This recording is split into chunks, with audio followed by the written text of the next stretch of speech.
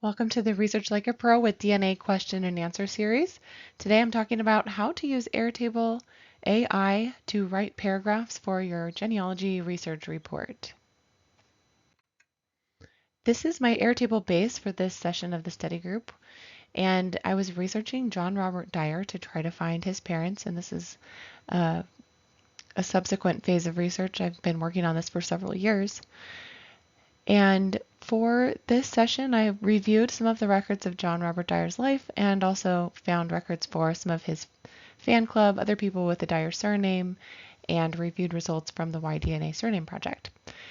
So for this research log, I have a column titled AI Report Text, and this is where you can have sections of your research report generated by AI using columns and fields from your research log. So in this research log, I have a field called results where I have the abstract or index data from the source that I looked at. And this is where I'll either transcribe, abstract, or just paste the index data from that record. And then the next column is comments, and that's where I have my comments about that information. Then I also have the next steps. And then in this AI report text field, it's a long text field. And when you have a long text field, you have the option to toggle on the option called generate text. And under that it says use AI to generate content, summarize key points, categorize information, and more, all based on your own data. Then it says to insert a field from this table into your prompt, click that table button or type I. So then I typed my prompt, which was you are an expert genealogist with the goal to describe what was found about, and then I take the information from my column called person, and I want the AI to use that information. In this source type, which is another column for my log, start the section with a bold header stating the source date and the source type. So both of those source date and source type are columns or fields in the log. So every time you tell it to take information from that column or field, it will use that and then write a sentence or paragraph or header or whatever you've instructed it to do. So then my next instruction was write a topic sentence summarizing the row with a reference note using the source citation field as a footnote formatted in Markdown so that when it's copied and pasted into Microsoft Word, there will be numbers for the footnotes with the appropriate citations below. Then the next section, I wanted it to take the results or abstracted data field and read what was found, then write about the findings from the source as described in that column, using concise sentences for each phrase. Do not add to what was found, simply convert the results into sentences. Focus on names, dates, people, relationships, and exact details. So you can see I'm giving the AI tool a very specific prompt and asking it to be concise. This is the type of technical writing I would want in a report. Then scrolling down on the prompt, the next section is going to be the comments. So I said provide a bold header labeled as comments, then include the comments from the researcher. Next, provide a bold header labeled next steps, include the next steps. So it's going to take that information from those two fields and add them to the end of that section for the report. When I generated the AI report text for one of my rows, the 1870 census, this is what it looks like. And you can see it's formatted with Markdown with the asterisks indicating that that header there, 1870 census, will be bold. Then the comments will be bold and the next steps will be bold.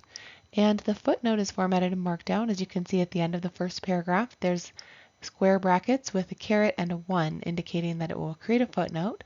And then the footnote text is right below that with the source citation from that column. So now that we have this all generated, we can copy and paste it into our research report. So I select all of the text and Control-C to copy it. Then I paste it into my report using the Right Edge tab.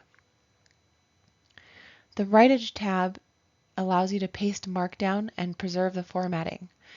The Right Edge plugin costs $29. It's a one-time license that you can purchase.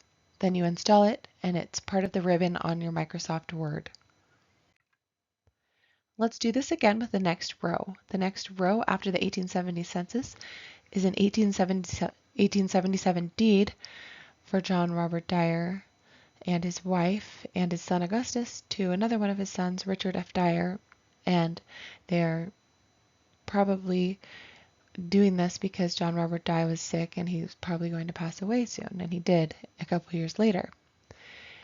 Well, clicking the Generate Text button allows you to only use your AI credits in Airtable AI when you're ready to use them, because you do have a limited number per month.